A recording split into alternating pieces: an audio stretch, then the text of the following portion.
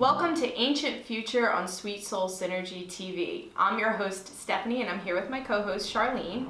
And we're here with Jeannie Francis. She's the owner of Spirit to Soul Connection and a master gardener and herbalist with over 50 years of experience working with the magical energy of plants, phytochemistry, and the healing arts. She's also the president of the South Jersey chapter of the American Herbalist Guild. Jeannie's also a Reiki Grand Master, a reflexologist, and an empath. Jeannie wears a lot of different hats. We are thrilled to have Jeannie as our guest today because she has a wealth of knowledge on many topics, but today we're actually talking about herbs. So Jeannie, why don't you tell us the first time that you were introduced to plants and the healing arts? So my grandmothers used a lot of herbs. We didn't visit doctors. And as a child, my parents were friends with Jim and Betty Woodford, who started Cedar Run Animal Refuge. So I spent lots of my summers at Cedar Run. And I'm the kind of child that was up very early in the morning, so Betty would get me occupied. So one of the things that we would do is go to a property that I used to know as Still's Woods. And we would go there and gather nuts and berries to make healing salves for animals.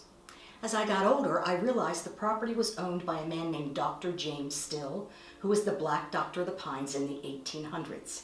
I make his medicines. That's pretty amazing. Wow. Are you still using the same proportions and the proprietary blends? Some of them, yes. Some of them, yes. In fact, in my jewel weed, that is his recipe. My black drawing salve is also his recipe. Oh wow, that's great. incredible. So tell us a little bit more about how you were obviously first introduced then. What made you want to go into this field as a profession? My grandmothers, my mother were very big gardeners. And my distant relatives still have farms in Cinnaminson. Wow. So it's really in my genes. It's just how I was raised. Okay, very nice. And I want to get into now the importance of herbs with our bodies. How important are herbs for our well-being, our health, our immunity? Herbs, I believe, are a gift from God, and we've been given these and we've forgotten how to use them. When you take a human cell and you take a plant cell, and when you put these together, they are made exactly alike. The nucleus and everything is made exactly alike. So these are the things that have been made to help heal our bodies. And when we get back to that, it's a much simpler life and it's easier on our systems. I find that a lot of drugs that are out on the market now are being pulled because they're deemed dangerous, even though they were approved by the FDA. Do you feel that there's starting to become a shift now to more natural remedies, herbs especially, as opposed to these hardcore pharmaceuticals? There is a very big shift. And I believe that there is a place for everyone. And as an herbalist, I think I'm the first one you come to when you got a sore throat or you got a little infection in the skin, rather than having to go to a doctor. If you have a compound fracture of the fibula, That's you totally need to see a different. doctor. Can't you But put an herb? I'm finding that people are now becoming really aware of the foods that we are eating and how our foods have been genetically modified, Yes. how they're not really a food, it's a plastic. And they're finding that when they shift back to the healthier foods, healthier eating, healthier thinking, that we don't go to the doctor all the time. We don't have to go to the doctor. No. When we first get that tickle in the throat, if we start treating it then, we don't need to go to the doctor. We slowed it in its pace. Absolutely, and this was the common way of life for thousands of years, Yes. for many cultures, and to this day, some of those cultures still use this. Absolutely, Think yes. of Ayurveda or maybe Chinese medicine. So what is it specifically that caused us to become so unaware of this? I believe we've dumbed ourselves down. But if we look back in our history, and I'm talking way back in history, the paleo-human, which was before caveman, before stones were used as a tool, before fire was used as a tool, they foraged plants. We were eating off the land like the animals do. And that's when we were the healthiest. Right. And somehow, about 120 years ago, allopathic doctors made us look bad so that they would look good. Well, now finally people are becoming aware that, wait a minute, I really need to go back to what I was eating, Find out what your grandparents ate, what your great-grandparents ate, because that's what you should be eating. Right. Yes. And I don't know if you have a comment about that, but I did want to say, with regard to the changes, I know you had mentioned changes, you have had to have seen changes not only in the last, let's say, 25 years, but in the last 5 years especially. And I know this because I've been going to different lectures where doctors are talking about getting into herbs and nutrition. They're even pushing away from that mainstream. So that has had to have, and that's been really the last 5 to 7 years, maybe even the last 2 years, really. So what have you seen? I am watching this wonderful re-blooming, like to call it that. I go with my herbal students, and we do different symposiums and weekend workshops.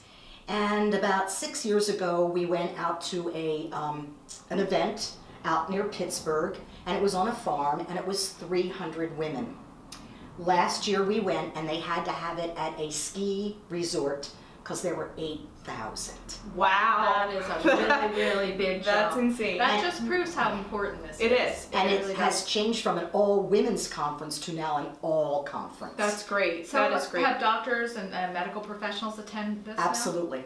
Great. Absolutely. That's really, really great to hear. I also wanted to touch on this. Plants are seasonal. So herbs are seasonal, and based on what our bodies are going through for each season, there would be different herbs for that season. Yes. Can you explain a little bit of that? So in the spring, we live in New Jersey, so we usually get a winter in which our lifestyle is different. We're more a little sluggish, you know, we're kind of hibernating and maybe eating heavier foods and drinking heavier drinks than we usually do. Then spring comes along, and one of the first things that comes up is dandelion. I knew you were going to say that. Dandelion is so helpful to the liver. Yeah. It flushes out the liver. They're even using dandelion now with people with HIV, hepatitis. So it is an amazing plant. And it's always interesting to me when I'm walking somewhere and I see someone spraying Roundup on a dandelion. Oh, Roundup is very bad on First anything. I say, I'm sorry, Earth. And then I Yeah. always ask that person, so what's your health issue? And they always come up, oh, I've got liver issues. Yeah, and you're killing the thing that'll help you. Wow. What are you that's doing with powerful. what are you doing with the dandelion? How are you processing it? So dandelion, we use the flower, we use the leaves. Leaves are great in salads in the spring, but we use the root in the winter. We dig roots usually this time of year in November, so that we can harvest all the energies that are now coming back down into the plant. So I use it all. I remember as a little kid, we used the kids in the neighborhood, and I would make our own little dandelion tea. We'd put it in the sun. We would chop everything up, a little bowl of water, just let it sit in the sun for a couple hours and warm up, and then we would drink it. I was probably 5 or 6 years old. Yeah. Wow. You know?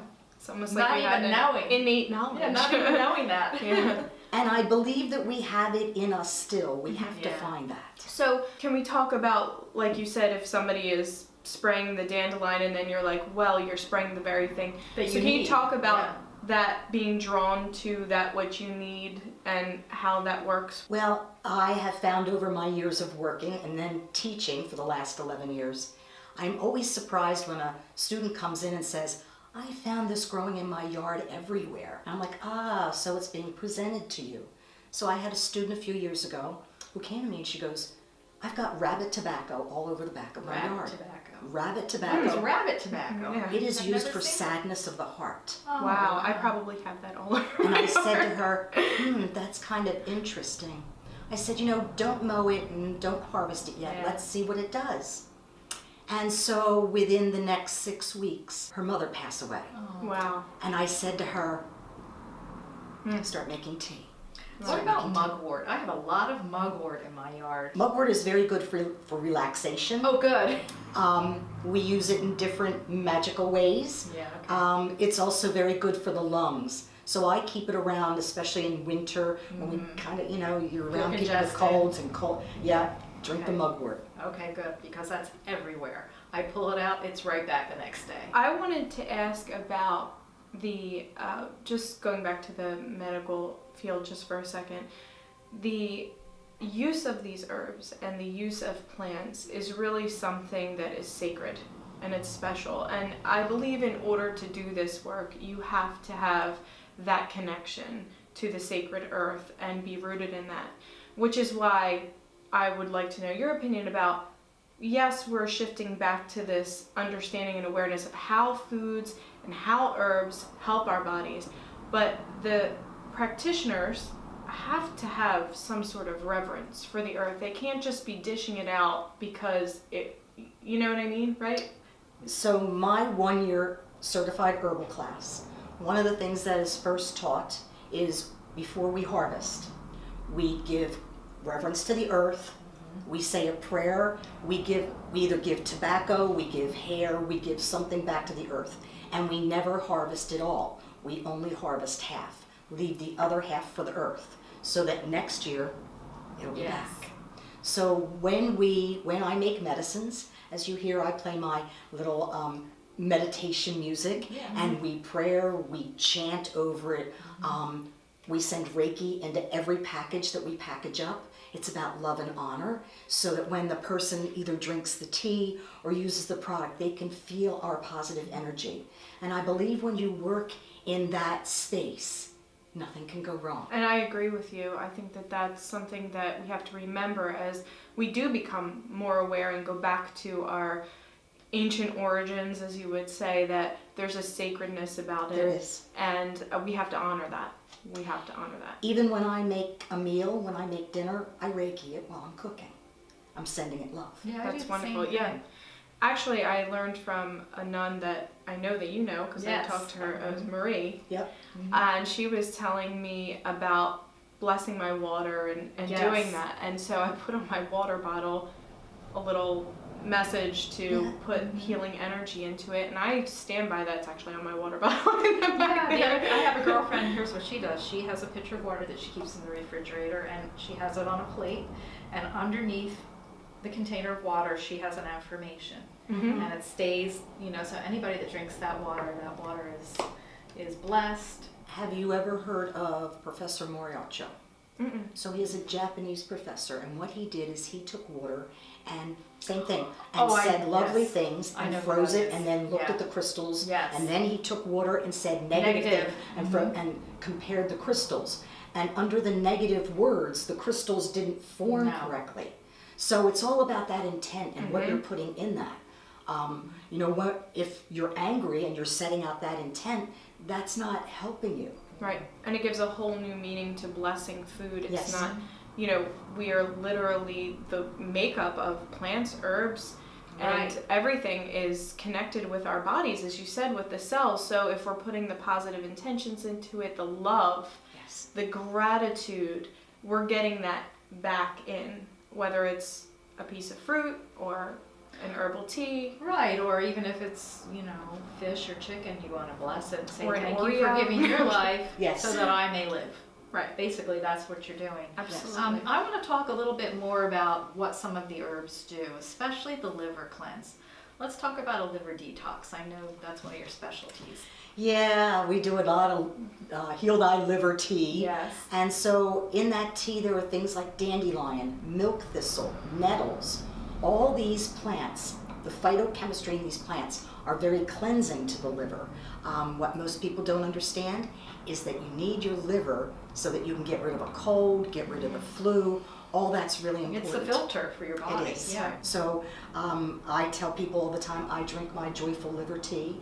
We love it here. I drink a lot of it in the summer because in the summer I think we're taxed with the heat. Our body, we go from the cold, now we're into the heat. Right. And so that helps clear the liver, keep the liver functioning in top shape. And that's also good for flu germs? Absolutely. So with that detox, would that be something that you would maybe have every day or once a week? What would you suggest? I tell people if you are eating American foods every day. American foods, American processed foods. American foods, non-organic. If you're eating that plastic thing that we call food. GMO. I listened to an Has to go. Ayurvedic doctor who talked about how sometimes the herbs can heat up the liver in order to detox it, so that you need an herb that actually cools the liver first.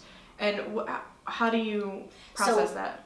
Depending on, I do muscle testing, kinesiology, and depending on how the liver reacts to the testing, we figure out, and everybody's different, everybody's a snowflake. What I would say for you might not be for Charlene, Gotcha. might not be for me. So we test and we figure out what that is, and I figure out, do you have a cold stagnant liver, or do you have a hot inflamed liver? And I can tell that also by what ailments you have.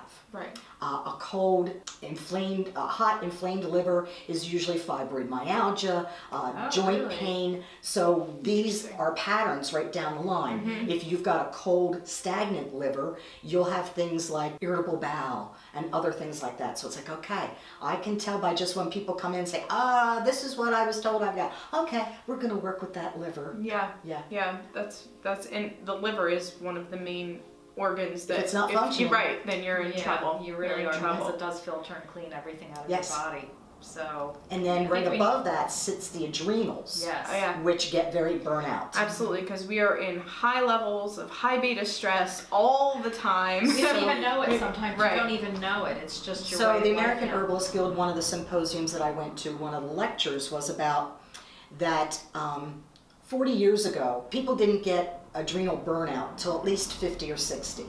Now they're testing children in kindergarten with adrenal burnout. That's horrific. Wow.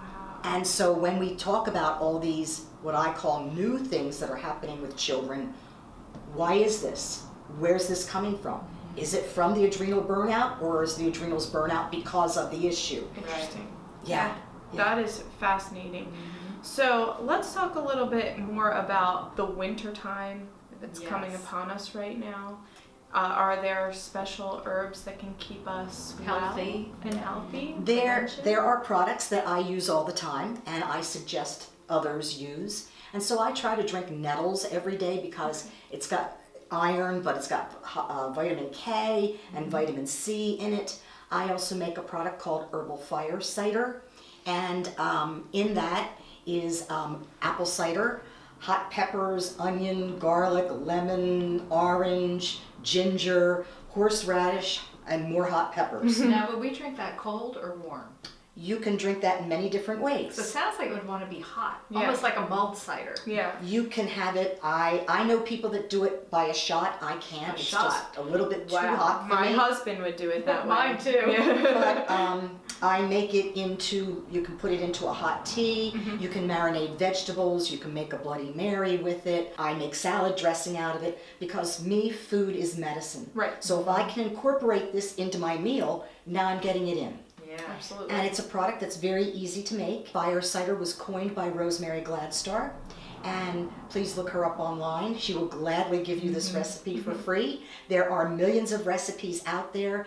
I also tell people to make it how their family likes it to taste. Right. My husband loves hot peppers and can't stand horseradish. Okay. I can't do hot peppers and I adore horseradish. Oh, so what do you do? So we have two different batches. bottles. Wow, okay. Yeah. Two different bottles.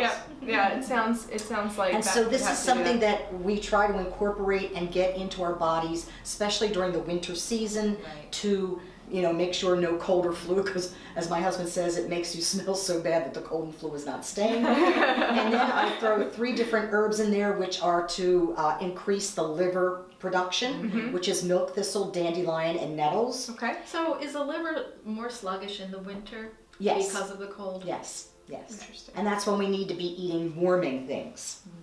Ginger's a warming thing.